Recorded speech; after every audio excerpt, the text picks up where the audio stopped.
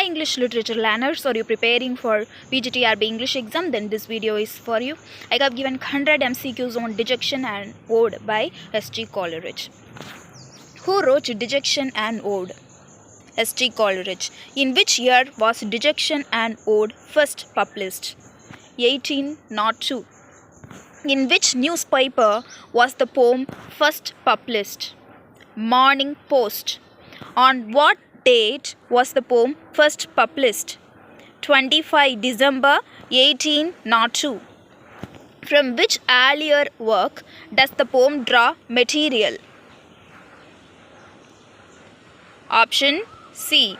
A verse letter to Sara Hutchinson. What is the original longer form of the poem often called Letter to Sara Hutchinson? To whom was the original verse letter addressed? Sara Hutchinson. From which older ballad is the epigraph of the poem taken? Sir Patrick Spens. What natural phenomenon does the epigraph describe? The new moon holding the old moon in her arms, a storm omen. What poetic form is Dejection and Ode? An irregular Pindaric style ode. How many stanzas does the final published version have? 8. The poem is largely considered a companion or answer to which other famous ode? Wordsworth's Ode, Intimations of Immortality. In the final printed version, who is the poem addressed to? A lady. In the original manuscript version, who was directly addressed as Dear William? William Wordsworth. What is the central emotional condition explored in the poem? Dejection, or spiritual and emotional numbness.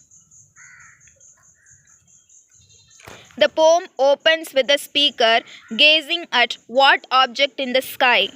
The new moon. What musical instrument is mentioned early in the poem moved by the wind? An Eolian lute. What does the speaker hope the coming storm will do for his soul? Stir it into life and feeling. What is the speaker's chief complaint about his current state? A grief without a pang, void, dark and drear. The phrase a grief without a pang, void, dark and drear describes what? Dejection itself. What does the speaker say he sees but does not feel in nature? The beauty of the natural world. Which famous line expresses the idea that inner joy shapes our perception of nature? O lady, we receive but what we give.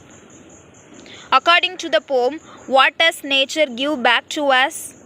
Bundly what we ourselves bring or project onto it. What key faculty does the speaker lament having lost? His joy and shaping spirit of imagination. What does Coleridge call the shaping spirit? Imagination. In the poem, what does Coleridge equate with the beautiful and beauty-making power? Joy. What philosophical idea underlies stanza 4 regarding perception? A form of idealism, the mind partly creates what it perceives. What does the speaker say afflicts him and dulls his passion for nature? Abstruse research and habitual ills or troubles. What activity does Coleridge blame in part for stifling his natural feelings? Abstruse metaphysical research. What does the speaker say has suspended his natural man? Abstruse research. In stanza 5, what personified quality does the speaker praise as issuing from the soul? Joy. Joy is described as giving birth to what according to the poem?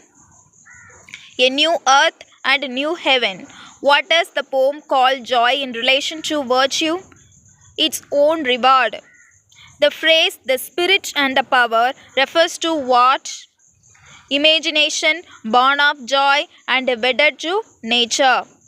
What does the speaker say once was his own in youth? Joy and imaginative power. In stanza 6, what does the speaker say? Affliction has turned to him. Suspended is shaping spirit of imagination. What activity does the speaker chant to us, a substitute for lost natural feeling? Abstract or metaphysical study and philosophy. What does Coleridge say? Each visitation of philosophy has turned to natural feeling, robbed or eaten away at his natural life. In stanza 7, the speaker turns his attention away from himself to what? The wind or storm outside. The wind in stanza 7 is compared to what kind of performer? A mad actor or poet producing a tragedy or dreadful tale. What sound does the wind make that the speaker compares to a screaming crowd? A loud, dreadful scream or groan like a swarm of rooted people. What story does the wind in the speaker's imagination seem to tell? A tale of a lost child crying for its mother. What does the child in the wind's tale cry out for? Her mother. What is the tone of stanza 7 as opposed to the philosophical stanzas before it? Wild, stormy, and imaginatively vivid. In the final stanza 8, what time of night does the speaker mention? It is midnight. In the last stanza, what does the speaker wish for the lady? Peace, gentle sleep, and healing joys. What does the speaker hope will visit the lady's sleep? Gentle sleep and visiting spirits are stars. The poem ends on what overall emotional note? A generous, selfless benediction or blessing despite his own sorrow.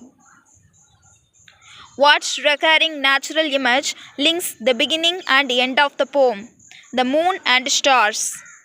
What does the green light in the western sky stanza 1 suggest? Storm approaching. I will continue the remaining questions in the next video. I look forward to seeing you in the next video. Until then, stay tuned to expand your knowledge in English literature.